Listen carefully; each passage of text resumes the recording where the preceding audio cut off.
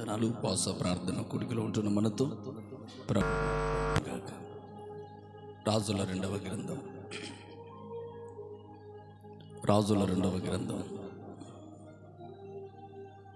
పరిశుద్ధమైన బైబిల్ గ్రంథం నుంచి రెండవ రాజుల గ్రంథం 4వ అధ్యాయం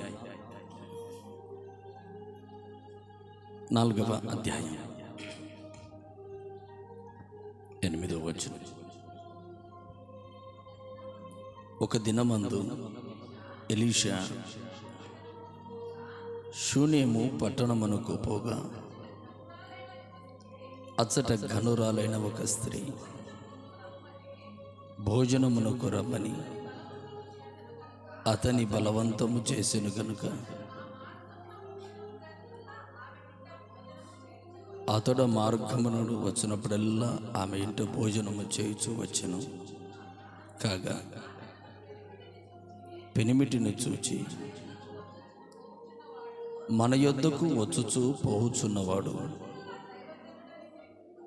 భక్తి కలిగిన దైవజనుడని నేను ఎరుగుదును. కావున మనము అతనికి గోడ మీద ఒక చిన్న గది కట్టించి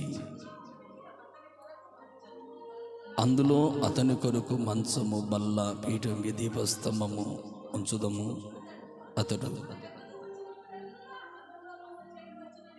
అతడు మన యుద్ధకు వచ్చినప్పుడు అతడు బస చేయనని చెప్పాను. ఆ తరువాత ఒకానొక దినమున వచ్చి అక్కడ పరుండెను. తన దాసుడైన గెహాజీని పిలిచి,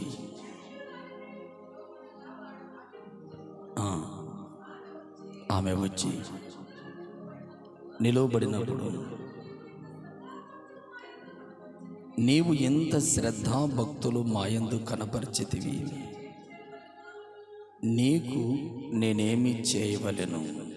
హల్లెలూయా, హల్లెలూయా, హల్లెలూయా. మంచిది. ఈ వాక్య భాగాలు మొదటి వచనం నుంచి చివరి దాకా మీరు ఇంటికి వెళ్ళాక చదవండి. ఈ వాక్యమును గురించి ఈ దినమందు ధ్యానం చేద్దాం. ఈ వాక్యమును గత మాసములో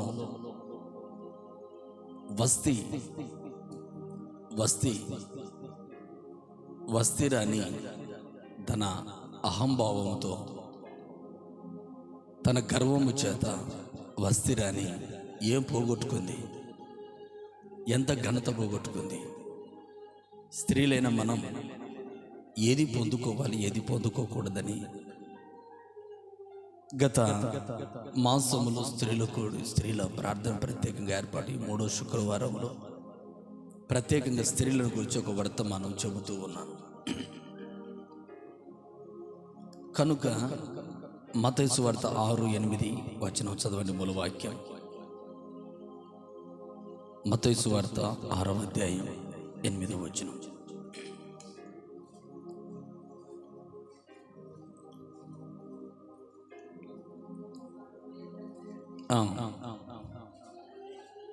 తండ్రిని అడుగక మునిపే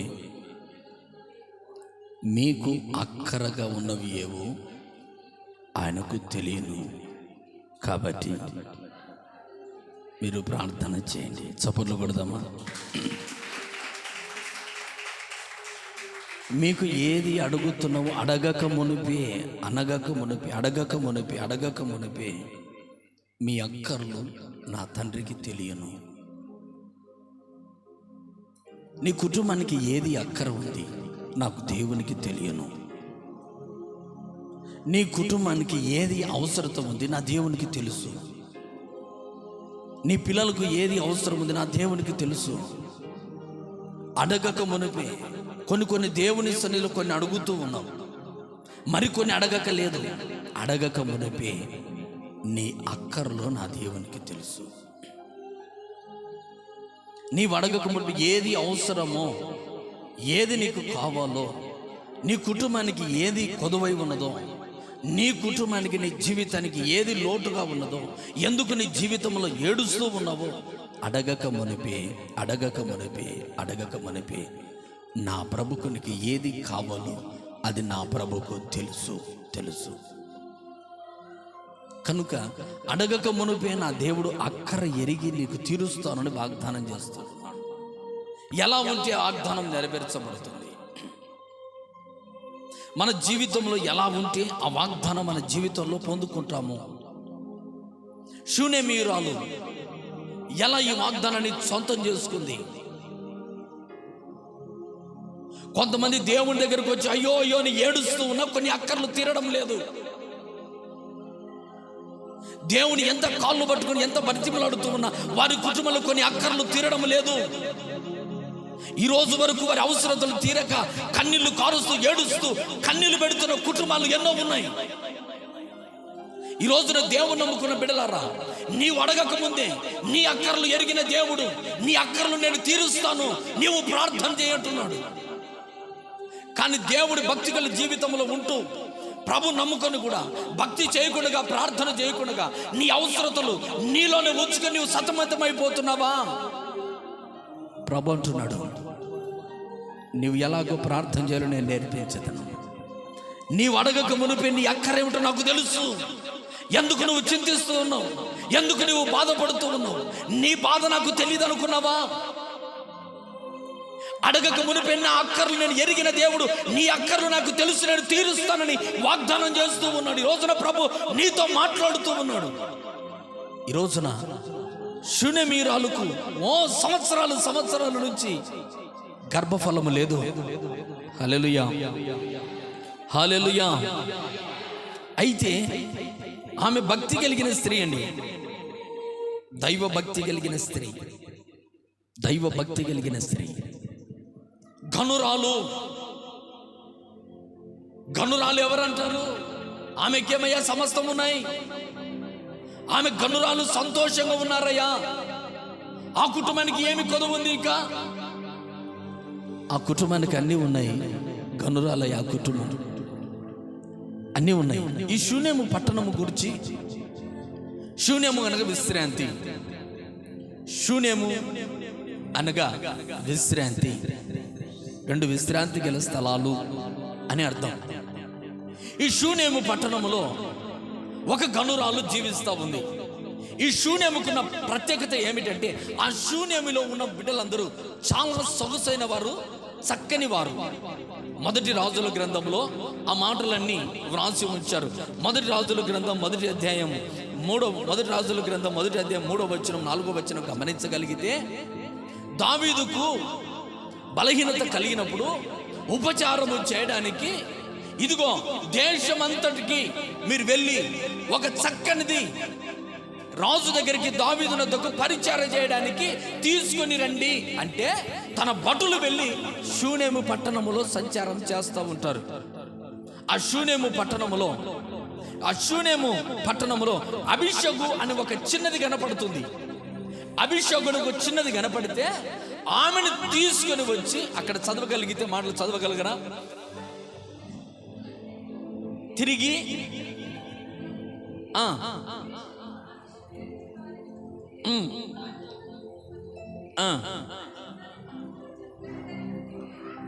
బహు చక్కనిదై ఉండి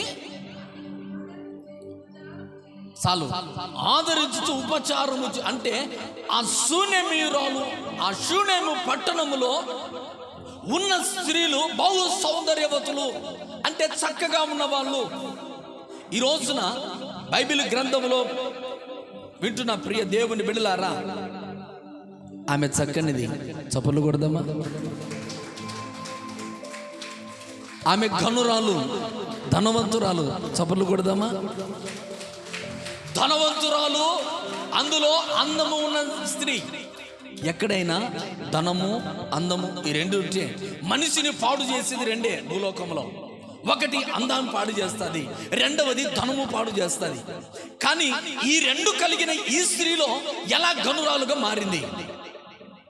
ఎందుకు ఇంత ఘనత ఈ బిడ్డకు కలిగింది? ఈ స్త్రీకి, ఈ కుటుంబానికి కలిగిన ఆశీర్వాదము ఎందుకు ఈ కుటుంబాన్ని దేవుడు ఎన్నుకున్నాడు?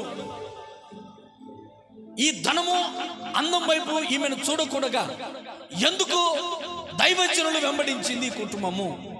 ఈ వాక్యాలలో కొద్దిసేపు మనం గమనించగలిగితే ప్రభు మనకున్న మాటలు కొన్నిగా మనకు గమనించుకుంటూ వెళదాం. హల్లెలూయా, హల్లెలూయా, హల్లెలూయా. ఒక వ్యక్తికి ఘనత రావాలి, ఒక కుటుంబానికి ఘనత రావాలి అంటే ఏముండాలి? సామెతల గ్రంథము 15వ అధ్యాయము 33వ వచనం చదవండి. సామెతల గ్రంథము 15:33లో ఘనతకు ముందు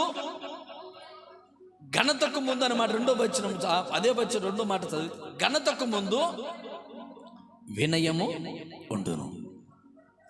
ఒక వ్యక్తి ఘనపరచబడాలంటే వినయం ఉండాలి, తగ్గింపు ఉండాలి. చాలా మంది చూడండి, ఘనతగా ఉన్న కుటుంబాలు, డబ్బు సంపద సర్వ సంపదలు ఉన్నవారు వినయంగా ఉంటారు. హల్లెలూయా.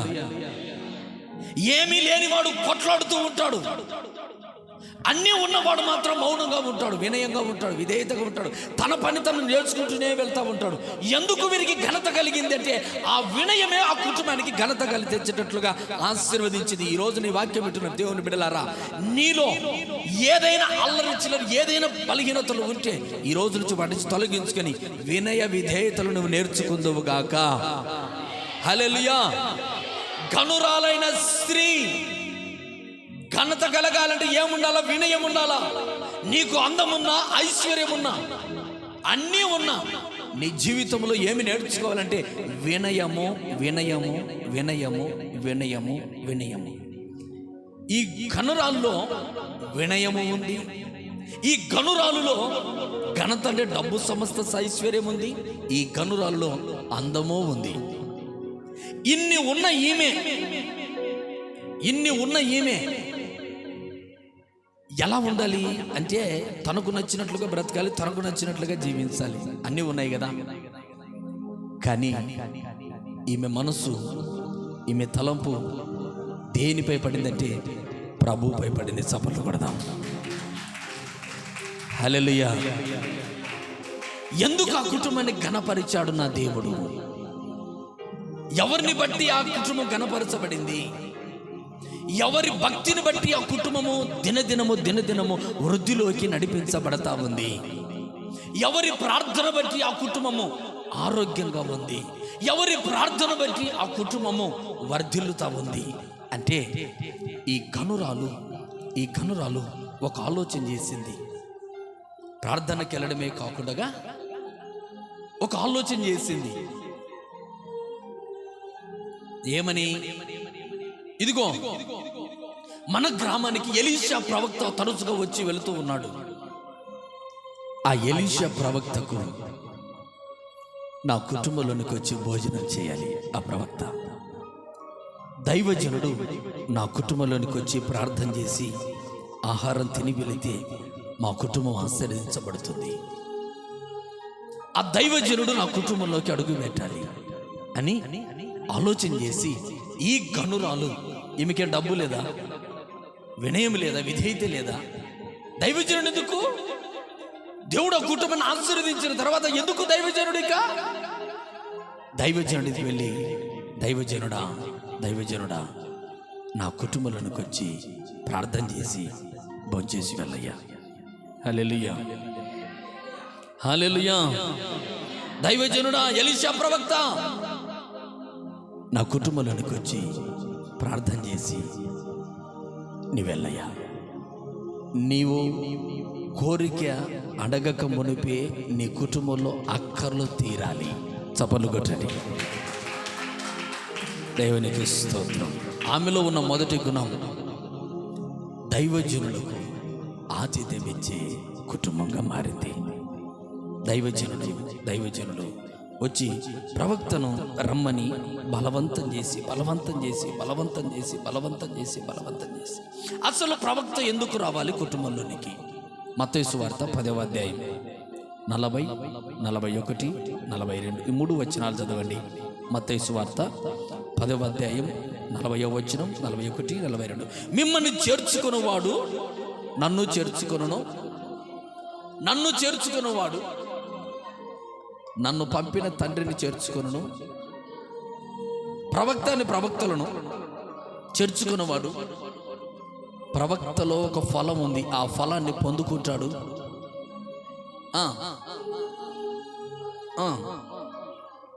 నీతిమంతులు చేర్చుకునే వారు నీతిమంతుల ఫలాన్ని పొందుకుంటారు. గిన్నెడు చల్లీళ్ళు త్రాగనిచ్చును, ఫలం పోగొట్టుకున్నాడని ఏమంటున్నాడంటే, నా సహోదరు, నా దేవుని బిడ్డలు, నా పిల్లలని ఎవరైతే చేర్చుకుంటారో వారి వెంట నేను ఉన్నాను. చప్పట్లు కొట్టండి. దైవజనుని వెంట దేవుడు ఉన్నాడు. ఆయన రాకమునిపే, దైవజనుడు రాకమునిపే దేవుడు ఆ కుటుంబాన్ని దర్శించి, ఇదిగో షూనేము పట్టణంలో విన్న ఈ గనురాలను కుటుంబాన్ని పేదరికంలోనికి రానివ్వకుండా, కుటుంబాన్ని బలహీనతలోనికి రానివ్వకుండా, ఈ గనురాలు ఘనతగా బ్రతకాలి అంటే నేను దైవజనుడు నా కుటుంబంలోనికి అడుగు పెట్టాలి. ఎందుకంటే దైవజనుడు కాదు నా కుటుంబంలోనికి వస్తా ఉన్నది, దైవజనుడి కన్నా ముందు తండ్రి, ఆయన పంపిన నా దేవుడు నా ముందు వస్తూ ఉన్నాడని ఈ చక్కనిది, ఈ ఆరోగ్యం, ఇగో ఈ కనురాలు, ఈ వినయ విధేయతలు సంపాదించుకున్న ఈ స్త్రీ మొదటిగా దైవజనుని కుటుంబంలోనికి ఆహ్వానిస్తాము. ఎందుకంటే దైవజనుడు వస్తూ ఉన్నాడు. అయితే మీరు 25వ అధ్యాయం 40వ వచనం గమనించగలిగితే, అదే అధ్యాయంలోని అదే మత్తయి సువార్తలో 25వ అధ్యాయం 45వ వచనం చదవండి. ఒక చిన్న మాట ఉంటుంది, ఈ నాన్న సహోదరులో మీరు ఎవరికైనా సాయం చేస్తే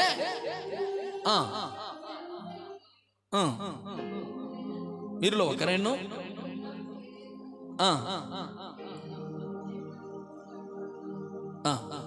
ఈయన సహోదరులు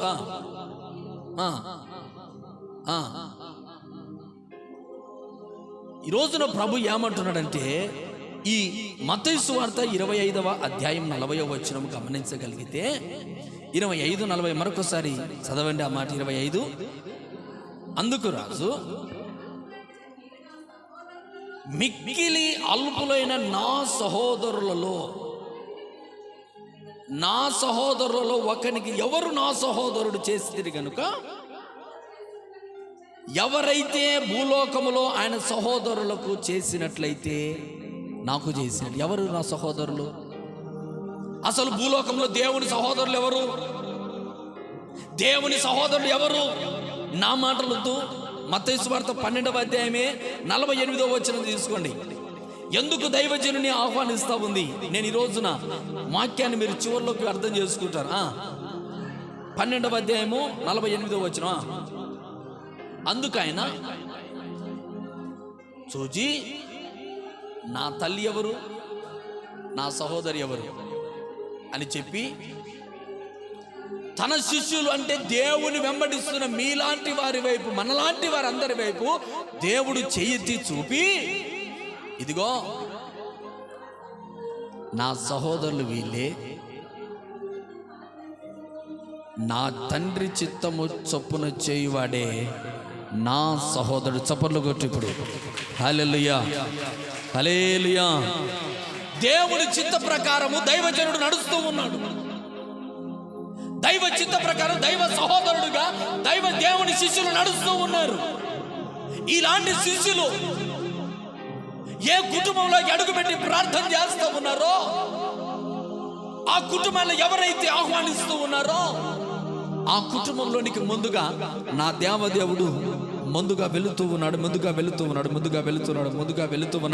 వెళుతూ ఉండగానే ఇదిగో ఆ దైవజనుని గుర్తుపట్టింది గనురాలు గుర్తుపట్టి, దైవజనుడా మా ఇంట్లో నీవింట్లో భోజనం చేయాలి అని బలవంతం చేసి ఆ దైవజనుడు తీసుకుని వచ్చి ఇంట్లో ఆతిథ్యం ఇస్తా ఉంది. హెబ్రీ రాసిన పత్రిక 13 మొదటి చదవండి. హెబ్రీ 13:1 వచనం. హెబ్రీ 13:1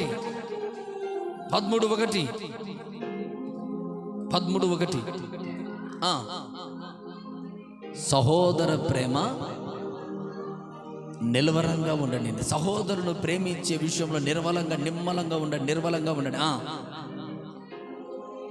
ఆతిథ్యం, సహోదరులకు ఆతిథ్యం చేయడం మర్చిపోకండి. దానివల్ల కొంతమంది ఎరుగకనే దేవదూతలకు ఆతిథ్యం చేసి చప్పర్లు కొట్టండి. ఇప్పుడు బిగ్గర కొట్టండి. మీరు చేయనంత చప్పర్లు కొట్టి బిగ్గర కొట్టండి. దైవజనుని వెంట దైవజనుడే రా, దైవ శిష్యులు కూడా వస్తారు. ఒక సంఘానికి, సంఘ బిడ్డలకు, నా సహోదరులు దేవుని బిడ్డలు వీళ్ళని ఎవరైతే ఆతిథ్యం ఇస్తారో వారు ఆతిథ్యం మనుషులు కదట, దేవునికి, దేవదూతలకు ఆతిథ్యం ఇస్తూ ఉన్నారు. హల్లెలూయా.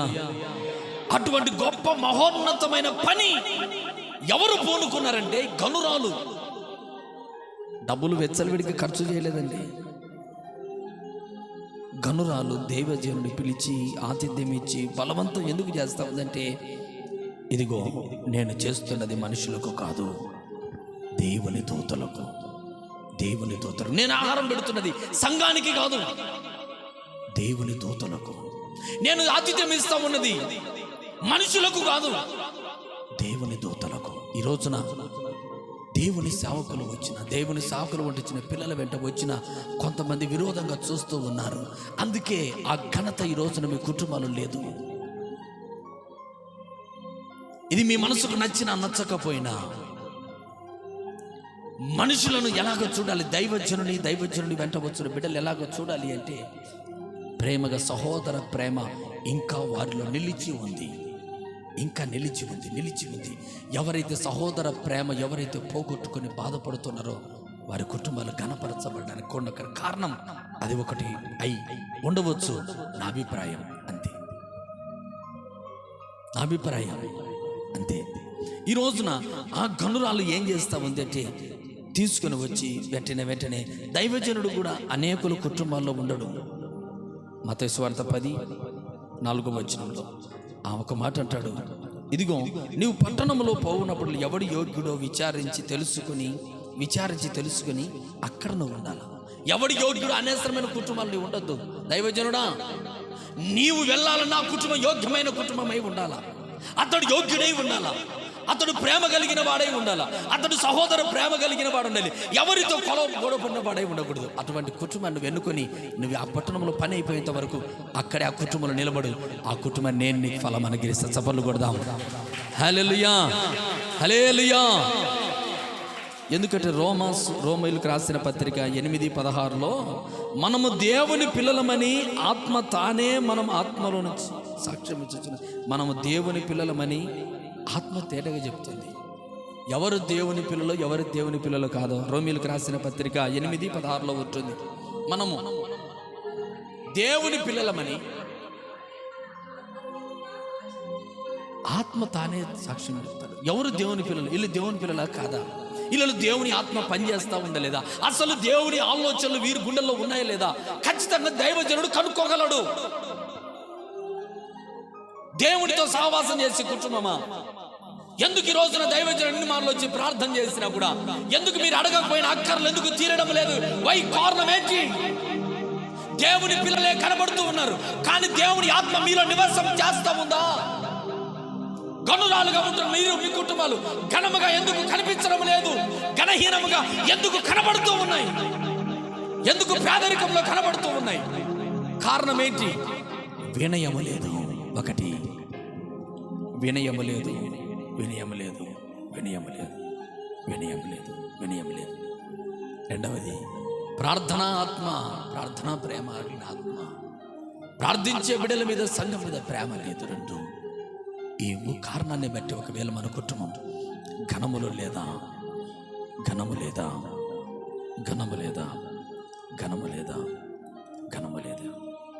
ఈ రోజున దేవుని పిల్లలమైన మనతో ప్రభు మాట్లాడుతూ ఉన్నాడు. మనందరితో దేవుడు మాట్లాడుతున్నమాట. 2వ రాజుల గ్రంథంలోనే, మరలో అక్కడ మాత్రం వెళ్ళద్దండి. 2వ రాజుల గ్రంథంలోనే మీరు అక్కడే ఉండండి. 4వ అధ్యాయంలోనే, 4వ అధ్యాయం 9వ వచనములో ఆమె వచ్చింది. అయ్యా, ఇదిగో అక్కడ వచ్చినప్పుడు ఆయన భోజనం చేసి వెళ్తున్నాడు కదా, తన భర్త దగ్గరికి వచ్చింది. అయ్యా, మన గ్రామంలోకి వస్తున్న దైవజనుడు వస్తూ వెళ్తున్నాడు కదా, అతనికి ఒక ఇల్లు కట్టించాలని ఒక ఆలోచన. హల్లెలూయా. అది ఎక్కడో కాదు, మన గోడ మీదనే ఇల్లు కట్టించాలి. మన గోడ మీదనే ఇల్లు కట్టించాలి. మన గోడ మీదనే ఇల్లు కట్టించాలి.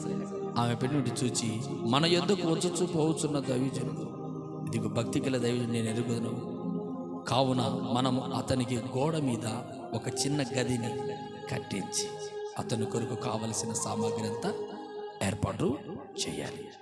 హల్లెలూయా.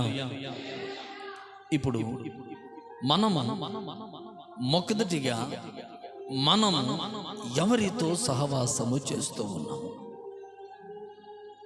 మనము ఎవరితో సహవాసము చేస్తూ ఉన్నాము? గనురాలే, డబ్బుంది, అన్నీ ఉన్నాయి, అన్నీ ఉన్నాయి. అందం ఉంది, డబ్బు ఉంది, వినయం ఉంది, విధేయతను అన్నీ ఉన్నాయి. అన్నీ ఉన్న ఈమె ఎవరి సహవాసాన్ని కోరుకుంది అంటే దైవజనుల సహవాసాన్ని, దైవజనుల ప్రార్థనను కోరుకున్న స్త్రీ ఈ షూనేమీయురాలు. ఈ షూనేమీయురాలు నీవు అడగక మునిపే నీ అక్కర్లు తీరాలి అంటే మొదటిగా ఏమని చెప్తున్నాడంటే నీ సహవాసము పరిశుద్ధులతో అయి ఉండాలి. చప్పట్లు కొట్టండి, బిగ్గరగా కొట్టండి, బిగ్గరగా కొట్టండి. హల్లెలూయా. నీ సహవాసాలు ఎవరితో ఉండాలంటే పరిశుద్ధులతో, ప్రార్థనాపరులతో, దేవుని ఆత్మ కలిగిన బిడ్డలతో నీ సహవాసము ఎప్పుడైతే నీవు ఉంటుందో నీవు అడగకపోయినా నీ కోరిక నా దేవుడు చూచి నీ కోరికను నెరవేర్చే శక్తిమంతుడై ఉన్నాడు. ఈ రోజున నీ సహవాసాలు పరిశుద్ధులతో, ప్రార్థనాపరులతో నీవు చేయగలిగితే ఈ రోజున ఎలా చేస్తాం? మన సహవాసాలు ఎవరితో ఉంటాయి? ఎలా ఉంటాయి తెలుసా? మనకితో ఎవరైతే బాగా మాట్లాడుతారో, మనకు నచ్చినట్లుగా ఎవరైతే ఉంటారో, మనతో మన మనసుకు తగిన కరెక్ట్ ఎవరైతారో వారితోనే మాట్లాడతాం, వారితోనే సహవాసాలు చేస్తాం. వారు ఎటువంటి వారైనా సరే, మనసుకు గాయపడినా సరే తీసుకోండి మాట. హల్లెలూయా. మనసుకు ఆ వ్యక్తులు మంచివారు కాకపోయినా, ఆ వ్యక్తి గుణగుణాలు చెడ్డగా కనపడినా, ఆ వ్యక్తి గుణగుణాలు సరి అయిన క్రమములో లేకపోయినా మనసుకు నచ్చిన వెంటనే ఆ వ్యక్తులతో మనము మాట్లాడతాము, ఆ వ్యక్తులతోనే సహవాసాలు చేస్తాం. కారణం ఏంటి? వారు అడగకపోయినా కొన్ని అక్కర్లు వారు కూడా తీర్చగలిగిన సామర్థ్యం సాతాను కూడా ఉందండి. హల్లెలూయా, హల్లెలూయా. సాతాను తీర్చే అక్కర్లు వేరు, దేవుడు తీర్చే అక్కర్లు వేరు. రెండు రకాలు ఉన్నాయి. సాతానుడు తీర్చే అక్కర్లు వేరు, అవి భూలోక సంబంధమైన అక్కర్లు. కానీ పరలోక సంబంధమైన అక్కర్లు ఉన్నాయి, భూ సంబంధమైన అక్కర్లు ఉన్నాయి. కానీ నా దేవదేవుడు భూలోక సంబంధమైన అక్కర్లతో సహా నేను ఆశీర్వదించటకు సమర్థుడు, శక్తిమంతుడు. అయితే సాతానుడు కూడా నీ అక్కర్లు తీర్చగలడండి. ఎలాగ తెలుసా? నీకు నచ్చిన వారితో, చాలా మంది నేను చూస్తూ ఉంటాను, అందరూ కాదండి, కొందరు వాళ్ళకు నచ్చిన వారితోనే దేవుడు ఉండాలని వారు కోరుకోరు. దేవుని భక్తులతో సహవాసం చేయరు, భక్తి కలిగిన బిడ్డలతో సహవాసం చేయరు, ప్రార్థన చేసే వారితో సహవాసం చేయరు, ప్రార్థన దర్శనములు కోరుకున్న వారితో సహవాసం చేయరు. ఎవరితో సహవాసం ఉంటుందంటే దేవుని భక్తి అంటే తెలియని బిడ్డలతో, భక్తి పరులు సహవాసం చేసినప్పుడు వారిలో ఉన్న బలహీనతలు వీరిలోకి వచ్చినప్పుడు, వీరి భక్తి పాడైపోయినప్పుడు ఎక్కడ ఘనపరచగలగలరు? ఎట్లా నీ అక్కర్లు తీరుతాయి? నీ అక్కర్లు తీరాలంటే ఎలా తీరుతాయండి? ఎన్నో రోజులు మటుకు ప్రార్థన చేస్తున్నావు, ఎన్నో రోజుల వరకు ప్రార్థన చేస్తా ఉన్నావు, ఎన్నో రోజులు కన్నీళ్లు గారుస్తున్నావు, ఎన్నో రోజులు కన్నీళ్లు గారుస్తున్నావు. నీ సహవాసాలు ప్రార్థనా పరులతో ఉంటే ఖచ్చితంగా నీ అడగకపోయినా నీ అక్కర్లు నా దేవుడు తీర్చడానికి ఈ రోజున సిద్ధముగా ఉన్నాడు. రెండవది, మొదటిది నీ సహవాసం పరిశుద్ధులతో, ప్రార్థనా పరులతో ఉండాలి. రెండవది, ఈ శూన్యమీరాలు పెనిమిటి దగ్గరికి వెళ్ళి, అయ్యా మనమిద్దరం, నేను ఒక మాట చెప్తున్నాను, మన ఇంటికి వచ్చే దైవజనునికి మనం ఇంటి గోడ మీద ఒక ఇల్లు కట్టాలి, అది నీకు సమ్మతమేనా అన్నట్లుగా అడిగింది. హల్లెలూయా, హల్లెలూయా. అంటే ఏ ఆలోచన చేసినా, ఏ తలంపు వచ్చినా, ఏ మాట మాట్లాడాలన్నా, ఏ పని చేయాలన్నా ఎవరి ఆలోచన అడిగింది చెప్పాలండి? ఎవరు ఆలోచన అడిగింది? బట్టి చెప్పండి, ఎవరు ఆలోచన అడిగింది?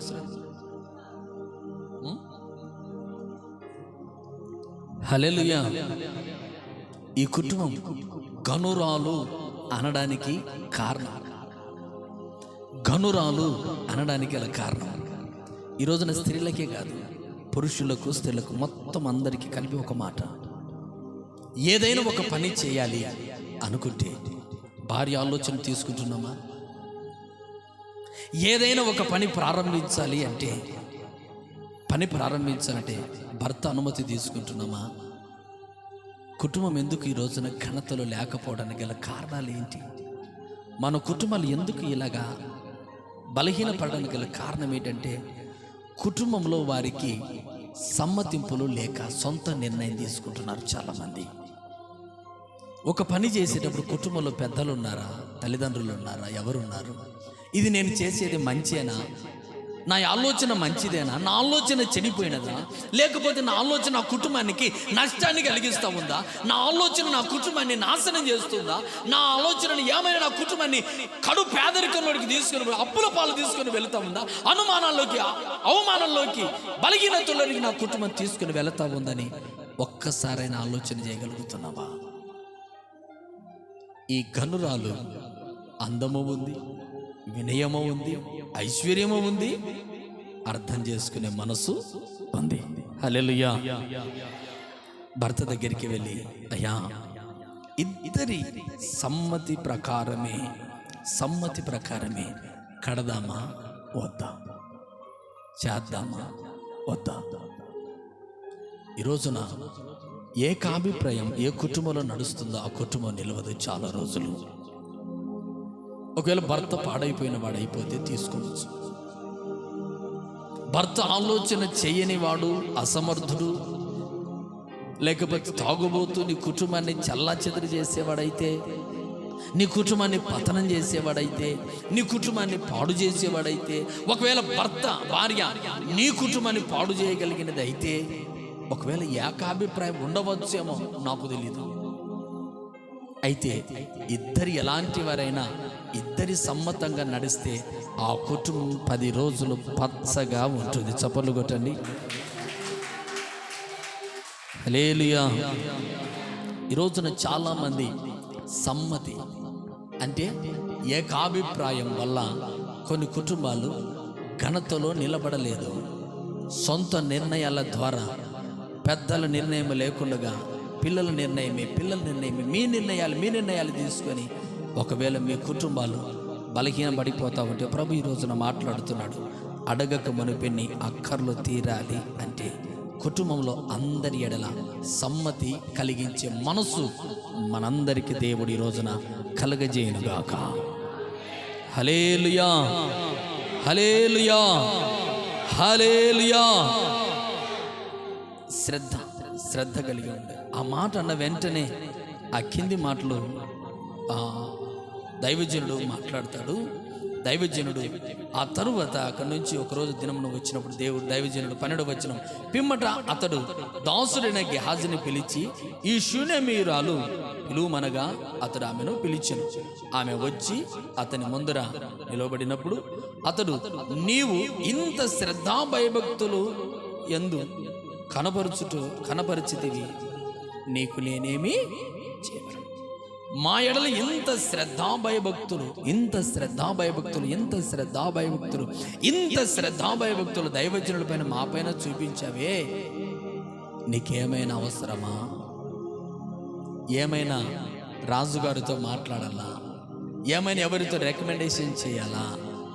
ఏదైనా నీకు అవసరమా అన్నప్పుడు ఆమె అన్నది, నాకేది అవసరత లేదు. హల్లెలూయా. నాకేమీ అక్కర్లేదు. అయితే ఆమెకు గర్భఫలం లేదు తెలుసు. అయితే తన భర్త ముసలి ప్రాయంలో ఉన్నాడు, తాను వృద్ధాప్యంలో కాస్త ఒడిగిన వయసులో ఉన్నారు.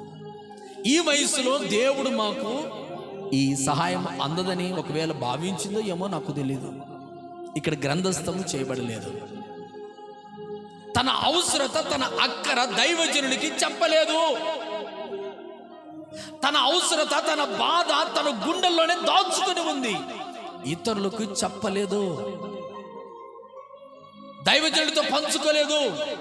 నాకేంటయ్యా ధనధాన్యాలు అష్టేశ్వర సమస్తము ఉన్నాయి, వినయ విధేయతలు నాయనయ్యా, నేను దైవజనులకు ఆతిథ్యం ఇస్తూ ఇలాగ జీవితాన్ని కొనసాగించుకుంటూ నా జీవితాన్ని కొనసాగించుకోవాలనుకున్నదో ఏమో తెలీదు. ఏ బాధ కానీ ఆ ఇతరులతో పంచుకునే వ్యక్తి కాదు. అయితే అక్కర్లు ఎలా తీరుతాయి?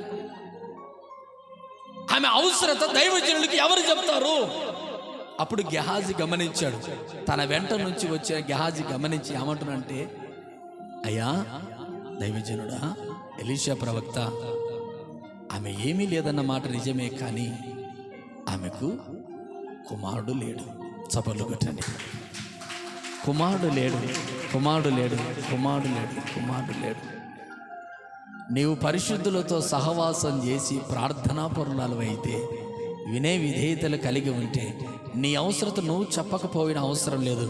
నా ప్రభు ఇతరులతో తీసుకొచ్చి నీ అవసరత నా ప్రభు తీరుస్తా. కొట్టు చప్పట్లు. హల్లెలూయా. నీ అవసరత చెప్పవలసిన అవసరం లేదయ్యా. నీ అక్కర దేవునికి నీవు నోటితో చెప్పవలసిన అవసరం లేదు. నా దేవుడు నీ బాధ ఎవరితో అక్కడి గురించే. ఒక మాట నేను చెప్తా.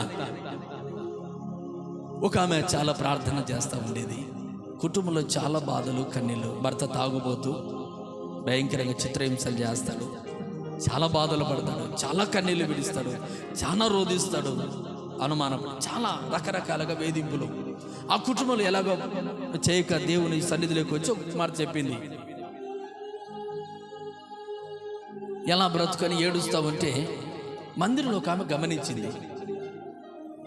ఒక ఆమె గమనించి, ఈరోజు ఎందుకు ఈమె ఇంతగా ఏడుస్తూ ఉంది, ఎందుకు ఈమె ఇంత కన్నీళ్ళు పెడతా ఉంది బాగా గమనించి ఇంటి పక్కల దగ్గరికి వెళ్ళింది.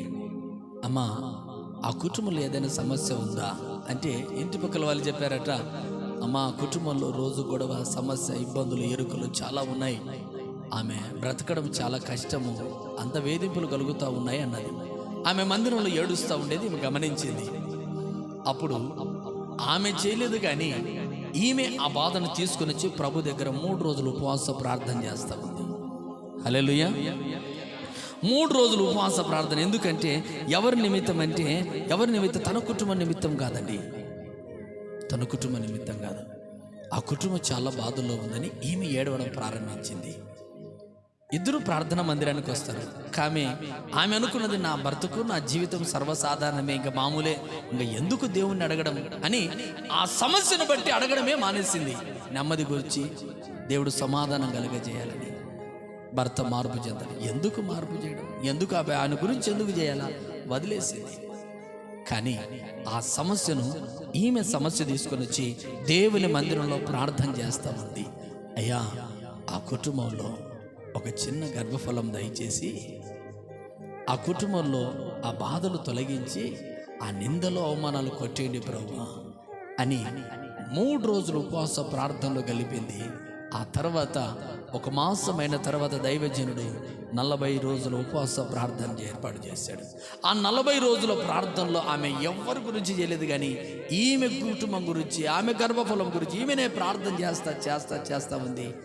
దేవుడు అనుకున్న విధానంగా ఆమె అవసరతలు తీర్చడానికి ఈమె చేసే ప్రార్థన బట్టి ఆమె గర్భాన్ని నా ప్రభు తెరిచాడు. చపర్లు పెట్టండి. ఆ రోజు తర్వాత 3 నెలల తర్వాత, 4 నెలల తర్వాత, 5 నెలల తర్వాత జరుగుతూ ఉంది. ఓ చక్కటి బాబు కుమారుడు కలగజేశాడు దేవుడు ఆ కుటుంబానికి. ఎప్పుడైతే కుమారుడు కలిగాడో ఆ కుటుంబంలో భర్త మార్పులోనికి నడిపించాడు. ఎందుకంటే ఇక మీదట నా భార్య నేనేమనకూడదు, చక్కటి కుమారుడు ప్రసవించింది కనుక నా కుమారుడు, నా భార్య నేనేం నిందించకూడదు, అవమానపడకూడదని ఆ తాగుడు మాని నా కొరకు, నా పిల్లల కొరకు బ్రతకాలని కష్టపడడం ఆ రోజు నుంచి ప్రారంభించాడు.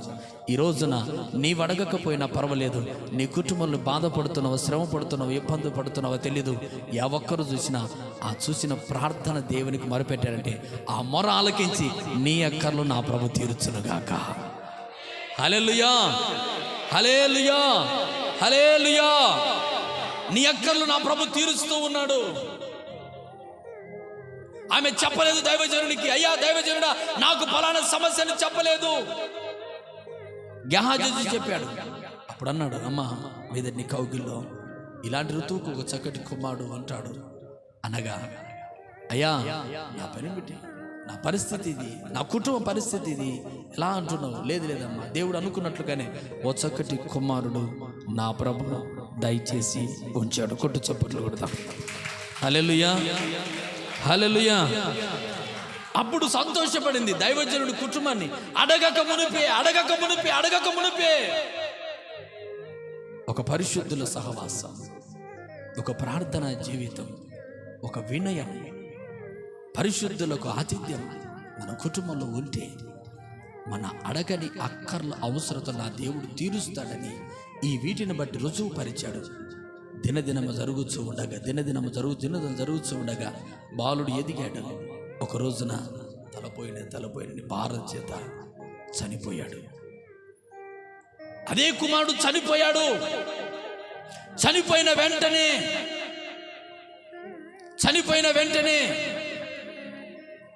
బాధతో తల్లి కన్నీళ్ళు గడిచింది. అయ్యో ఒక్కడే కుమారుడు బతికాడే, చనిపోయాడే, మరలా దైవజనుడి దగ్గర నేను వెళ్ళాలి అని చనిపోయిన ఆ బిడ్డను దైవజనుడి మంచం పైన పరుండబెట్టి డోరేసి లాక్ చేసి పనివాడిని పిలిచి, పనివాడా త్వరగా గాడిదను తీసుకొని రా, దైవజనుడి దగ్గరికి వెళ్ళాలి.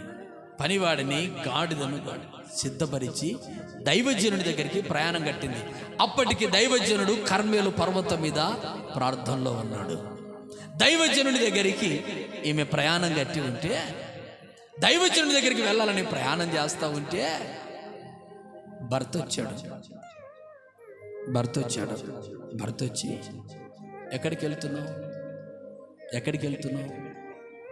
వెళ్తున్నావు? పనివాడిని తీసుకున్నావు, గాడిదని తీసుకున్నావు, దైవజనుడి దగ్గరికి వెళ్ళాడు. కర్మేలు పర్వతం మీద ఉంటాడు ఆయన దగ్గరికి ఇప్పుడు ఏం అవసరం? అయినా ఈరోజు అమావాస్య కాదే, ఈరోజు అమావాస్య కాదే, ఈరోజు విశ్రాంతి దినము కాదే, ఎందుకు వెళ్తున్నావు అంటే, ఈ భర్త ఎలాంటి భర్త అంటే నామకార్థం భక్తి. హల్లెలూయా. అక్కడ ఉంటాడు, ఇక్కడ అన్ని చోట్ల ఉంటాడు భర్త. ఖరైన రూట్లో లేడు. ఎందుకంటే అమావాస్య వస్తే ఏమవుతుందో అని మోకాళ్ళు వేసి ప్రార్థన చేసే భర్త. ప్రార్థన ఆదివారం కనుక ప్రార్థన మందిరంలో ఉండాలి, వెళ్ళాలి. ఈ భర్త భక్తి ఏంటంటే నామకార్థం, అటు ఇటు. ఇది నా మాటలు కాదు. 21వ వచనం, 22వ వచనం మీరు చదవండి, 23వ వచనం చదవండి, క్షుణ్ణంగా ఉంటుంది. అతడు, నేడు అమావాస్య కాదే, విశ్రాంతి దినము కాదే, ఎందుకు పోవాలా దైవజనుడి దగ్గరికి అని అడగగా, ఆమె నేను పోయేది మంచిది. చప్పర్లు బిగ్గర కొడదాం. నేను పోయేది మంచిది. ఇప్పుడు నేను ప్రార్థన చేయడం మంచిది. ఇప్పుడు మన కుటుంబానికి దైవజనుడు మంచిది.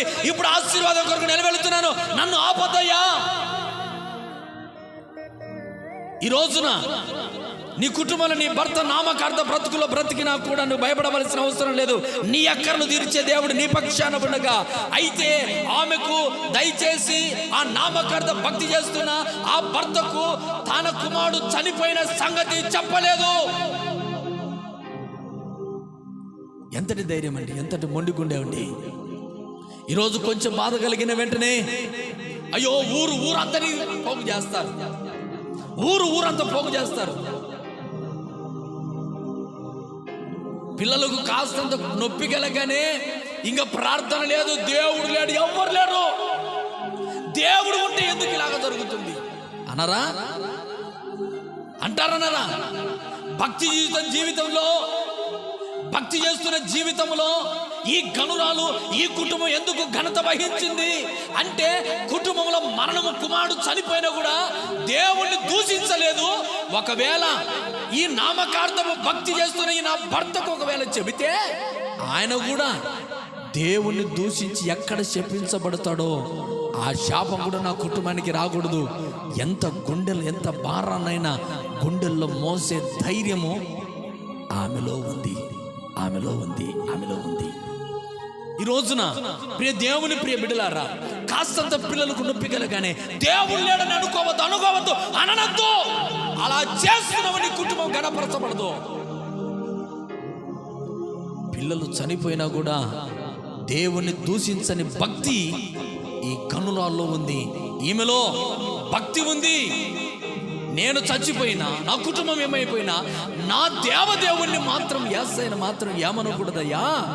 ఆయన నోటి నుంచి అవమానపరచకూడదు. ఆయన ఎవరిని తెలుసా? అడగక మునిపే అక్కరు నాకు తీర్చాడే, అడగక మునిపే నా అవసరతలు తీరుస్తా ఉన్నాడే.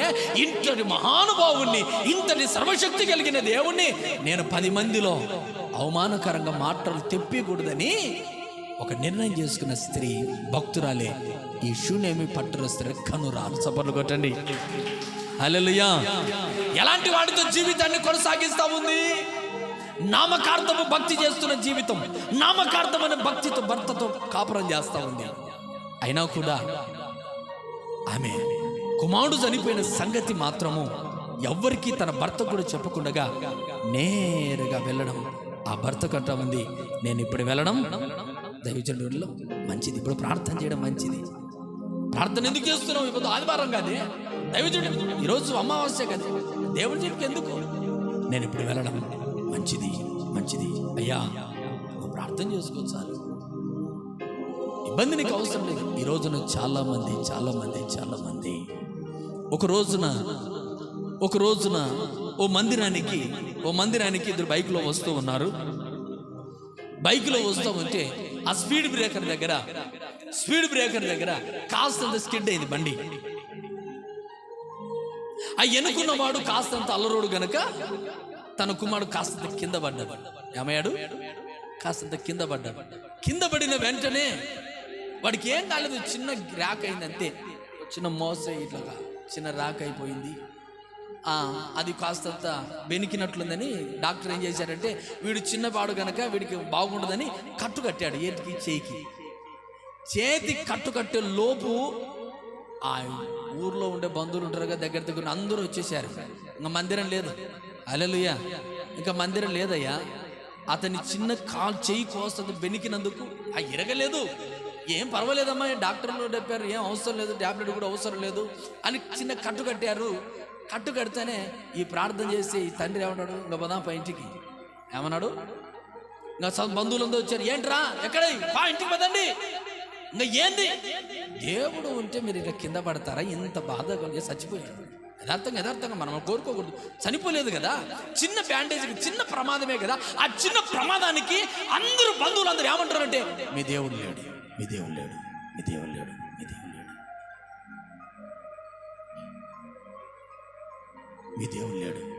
దేవుడు ఉంటే ఎట్లయితుందిరా? మన భక్తి ఎట్లుందో, ఒక కుటుంబం ఘనపరచబడకపోవడానికి గల కారణం ఏంటి? భక్తి ఉంటే సరిపోదండి, దేవుని మీద నమ్మకం ఉండాలి. కొట్టు చప్పట్లో హల్లెలూయా. భక్తి ఉంటే సరిపోదు. తన కుమారుడు చనిపోయాడు, లేక అడగకనే అక్కర్లు తీర్చిన దేవుడు నీ కుటుంబాన్ని కాపాడగలేడా? గర్భఫలమే లేదన్న ఆ కుమారునికి, ఆ కుటుంబానికి గర్భఫలం ఇచ్చిన తర్వాత ఆ పిల్లలను దేవుడు కాపాడుకోలేనంత అసమర్థుడు కాదు. ఒకవేళ యోబులాగా తీసుకుని వెళ్ళినా కూడా దేవునికి స్తోత్రం చెప్పాలి. అటువంటి భక్తి ఎవరిది? శూన్యమీరాలి భక్తి. అది అసాధారణమైన భక్తి కాదు, సర్వసాధారణమైన వర్ణింపశక్యము కాని భక్తి శూన్యమీరాలులో ఉంది. ఆ శూన్యమీరాలు అంటా ఉంది, చనిపోయాడనే పాట కూడా భర్తకు చెప్పలేదు. ఎందుకంటే నా దేవదేవుణ్ణి దూషించకూడదు ఎవకరు. కానీ ఈ కింద పడి చిన్న ఫ్రాక్చర్ అయింది, ఇంటికి తీసుకుని ఊరంతా వెళ్ళి నాకు ఫోన్ చేశాడు. హల్లెలూయా. ఆ దైవజనుడు నాకు ఫోన్ చేశాడు. అయ్యా ఏంటయ్యా అంటే, అయ్యా బాధ ఇదండి. ఏమైందంటే ఏదో వస్తా ఉన్నారు, మందిరానికి వస్తా ఉంటే ఇదిగో ఇలాగ అంటున్నారు, దేవుడు నీ సేవకుడు, ఏం సేవకుడు, ఏం భక్తి, ఏం ప్రార్థన, ఎప్పుడు పోవాలా, ఎందుకని నాకు మాటలు మాట్లాడుతున్నారే నిన్ను కూడా అంటే మాట్లాడుకొని అని ఆ దైవజనుని బాధ నాతో చెప్తా ఉంటే నేను అనుకున్నాను, నా దైవజనుడు ఏమనుకోవద్దు, దేవుడే తీర్చుకుంటాడు, వదిలేసి ఆ మాటలను పట్టించుకోవద్దు, దేవుడే కాపాడుకుంటాడు అన్నాను. హల్లెలూయా. ఈ రోజున మన భక్తి శూన్యమీరాల భక్తికి చాలా వ్యత్యాసం ఉందండి. చాలా వ్యత్యాసం. శూన్యమీరాలు ఆమె చేసిన భక్తి, ఆమె చేసిన శ్రద్ధాభక్తులు దేవుడు ఆమెను కోరికను తీర్చేటట్లుగా దేవుడు నింపాడు. హల్లెలూయా, హల్లెలూయా. అప్పుడు వెళ్ళింది నిరీక్షణ బట్టి. అందుకే ప్రభు అంటారు, హెబ్రీయులకు రాసిన పత్రిక 10:35 చదవండి. హెబ్రీయులకు రాసిన 10:35. హెబ్రీయులకు రాసిన పత్రిక 10వ అధ్యాయం 35వ వచనం. కాబట్టి మీరు ధైర్యాన్ని విడిచిపెట్టకండి. చప్పట్లు బిగ్గర కొడదాం. క్రైస్తవునికి ధైర్యం ఉండాలి. కొట్టు చప్పట్లు బిగ్గరగా. ఏమైంది? చేతులు నాకు బిగ్గర కూడా. యేసు రక్తం. హల్లెలూయా, హల్లెలూయా. యథార్థంగా దేవుడు ఇచ్చిన పిల్లలని మనమందరం. దేవుడు అన్యాయం చేయడు మనకు, మన కుటుంబానికి. అయితే మనుషులు అంటున్నాడు, ధైర్యము విడిచిపెట్టద్దు, విశ్వాసాన్ని కాపాడుకో, నిరీక్షణ ఉండాలి, కోల్పోవద్దు. ధైర్యం తెచ్చుకుంది. భర్తకు చెప్పింది, అయ్యా నేను వెళ్ళటం మంచిదని వెళ్ళింది. దైవజనుడి పాదాల మీద సాష్టాంగం. దైవజనుడా, దైవజనుడా, నా కుమారుడు చనిపోయాడు, నీవిచ్చిన కుమారుడు చనిపోయాడు, ఏం చేయమంటావు? వస్తావా? నేను వస్తున్నాను. దైవజనుడు వచ్చాడు. అక్కడికి వచ్చి ప్రార్థన చేస్తూ ఉన్నాడు. ప్రార్థన చేస్తూ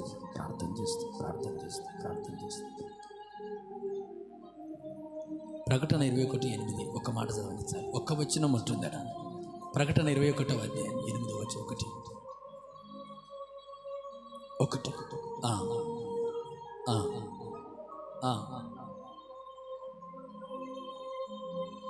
మాంత్రికులు, విగ్రహారాధికులు, మాంత్రికులు అందరూ. వీరు మాంత్రికులు అంటే గుండంలో ఉంటే పర్వాలేదు. మంత్రించి కొన్ని కుటుంబాలు నాశనం చేసినారు కాబట్టి దేవుడు దాచిపెట్టినాడు. మాంత్రికులు, మంత్రించే వాళ్ళు, శోధగాళ్ళు, అది చెప్పి చెప్పి వీళ్ళంతా మాంత్రికులందరూ అగ్నిగుండంలో కాలుతారు, నాశనం అవుతారు. దేవుడు బైబిల్ గ్రంథంలో, ప్రకటన గ్రంథంలో ఖచ్చితంగా రాశారు. వీళ్ళందరూ నరకంలో ఉంటే పర్వాలేదు, కుటుంబాలకు నాశనం చేసేవాళ్ళు, మంచిదే. కానీ పిరికోడు ఏం చేశాడు? వాడే మంత్రించాడు. పిరికివాడు. పిరికితనం అనేది మనిషికి బాలం. క్రైస్తవునికి చాలా బలహీనత. అది భయంకరమైన పాపం. పిరికితనం. నేను బ్రతకలేదు, బాధలు తట్టుకోలేదు. రెండవది వీటిని జీవించలేదు. నా కుమారుడు లేకపోతే నేను సావలేదు, నేను పని లేకుండా ఉండలేను, బతకలేను, చావలేను. ఈమె పిరికిది కాదు, కుమారుడు చనిపోయిన పిరికిది కాదు. ఈమె శూన్యమీరాలులో పిరికితనం లేదో, ధైర్యం ఉంది, విశ్వాసం ఉంది, ధైర్యం ఉంది. ఈ రోజున క్రైస్తవులైన మనం, మన కుటుంబంలో అక్కర్లు తీరాలంటే సమయం పట్టవచ్చు. మనం అడగకపోయిన అక్కర్లు తీరడానికి సమయం ఉంటుంది. అయితే పిరికి వాళ్ళలాగా భయపడద్దు, ధైర్యం తెచ్చుకో. వెళ్ళింది దైవజనుడి దగ్గర పాదాలు పట్టుకుంది, ప్రార్థన చేస్తున్నాడు. దైవజనుడు వచ్చాడు. అమ్మా, నీ కుమారుని దేవుడు స్వస్థపరిచాడు. ఈ రోజున ఈ వాక్యాన్ని బట్టి యేసు ప్రభు కూడా ఇదిగో మార్తా మరియల కుటుంబానికి తరచుగా వచ్చేవాడు. మార్తా మరియల కుటుంబంలో ఎప్పుడు ఆతిథ్యం తీసుకునేవాడు. మార్తా మరియల కుటుంబంలో ఎప్పుడు నివాసం చేసేది యేసు ప్రభువే. ఆ యేసు ప్రభు కుటుంబంలో ఆ మార్తా మరియల సహోదరుడు లాజరు చనిపోయినాక 4 రోజుల తర్వాత వచ్చాడు ఇంటికి. ఏమయ్యా, 4 రోజుల తర్వాత వచ్చావే? నీ ఒక్కడే ఉన్న స్నేహితుడు, ప్రేమించేవాడు చనిపోయి 4 రోజులు సమాధి చేశాడే, ఏమయ్యా, కనికరం ఉందా? యేసు ప్రభు వచ్చాడు. 4 రోజులు సమాధిలో ఉంటున్న లాజరు, బయటికి రా. అడగక మునిపే వాళ్ళు ఏమని అడిగారా? చచ్చిపోయిన వాడిని లేపయ్యా, తీసుకొని రాయ్యా బయటికి అన్నారా? నువ్వుంటే చనిపోయేవాడు కాదు. అడగలేదు వారు. నా కుమారుడు చచ్చిపోయాడు, కుళ్ళిపోయింది, వాసన కొట్టింటుందయ్యా, ఎందుకయ్యా అన్నారు కొంతమంది.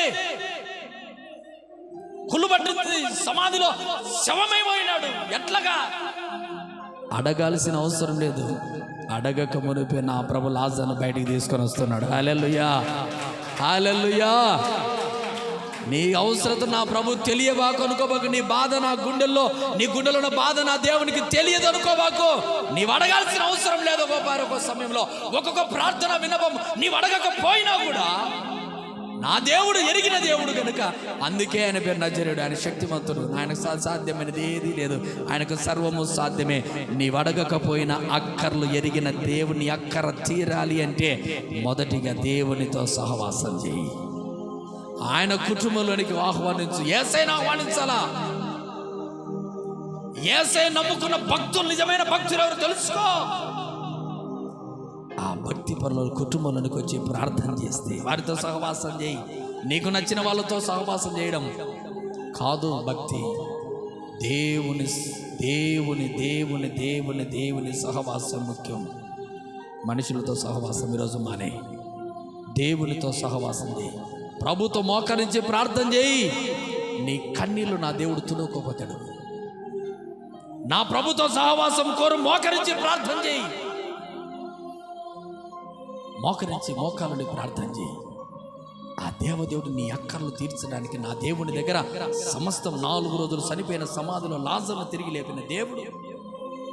ఇదిగో షునేమి పట్టణములో, ఇదిగో షునేమీరాలు కుమారుడు తీసుకొచ్చిన ప్రవక్త. ఇద్దరిలో సమ్మతి ఉంటే దేవుడిని కుటుంబాన్ని ఆశీర్వదించగలడు. నీకు దేవునికి అవినావ సంబంధం ఉండాలి. ఇద్దరు కలిసి సమ్మతిగా ఉండాలి. ఈ రోజున ఇంకో అనేకమైన మాటలు ఉన్నాయి. సమయం అవుతా ఉంది. దేవుని మహాప్రేమిలారా, ఈ రోజున ఈ షూనేమీరాలు, ఈ గనురాలు దేవుని సన్నిధిలో అడగక మునిపే అక్కర్లు, ఆ రోజు గర్భఫలం పొందింది. ఆ తర్వాత ఆ కుమారుడు చనిపోగా దైవజనుడి దగ్గరికి వచ్చి, నా కుమారుడు నాకు కావాలి, అడుగుడి మీకు ఇవ్వబడను. అడిగిన వెంటనే నా దేవుడు అక్కర్లు తీర్చగలడు. అడగకపోయినా నీ కుటుంబంలో అక్కర్లు తీర్చగలడు. నీకేముండాలంటే ఓర్పు ఉండాలి. ఓర్పు సహనం. ఓర్పు సహనం దీర్ఘశాంతం నీళ్ళు సొంతమైతే విజయం. కర్మేలు పర్వతానికి సూచన. కర్మేలు పర్వతం విజయానికి సూచన. ఆ కర్మేలు పర్వతం ఎక్కి నీవు అడగలిగితే, కర్మేలు పర్వత అనుభవం దేవుని చిత్తం మరొకసారి తెలుసుకున్నాం. కర్మేలు పర్వతం విజయానికి సూచన. బాధల్లో ఉన్న వ్యక్తి కర్మేలు పర్వతాన్ని ఎక్కింది. కర్మేలు పర్వతంలో దైవజనుడు ప్రార్థన కోరింది. ఆ దైవజనుడు కర్మేలు పర్వతం దిగి కుటుంబాన్ని ఆశీర్వదించాడు. ఈ రోజున ఆ కర్మేలు పర్వతం మీద ఉన్న అనుభవం ఈరోజు నువ్వు చేయగలవా? అడగక మునిపే అక్కర్లు నా దేవుడు తీరుస్తూ ఉన్నాడు. ఈ రోజున మోకరిద్దాం. ఆ దేవదేవుని అనుభవాల్లోకి వెళ్దాం. మోకరించిన నీవు మోకరించగలిగిన వారు లేచి, అయ్యా నేను మోకరించలేనన్న వాళ్ళు లేచి నిలబడండి. షూనేమీరాలు గనురాలైన స్త్రీ, ఘనత వహించిన స్త్రీ. ఈ రోజున నీ కుటుంబం నీ బలహీనతల నుంచి విడుదల చెందాలి.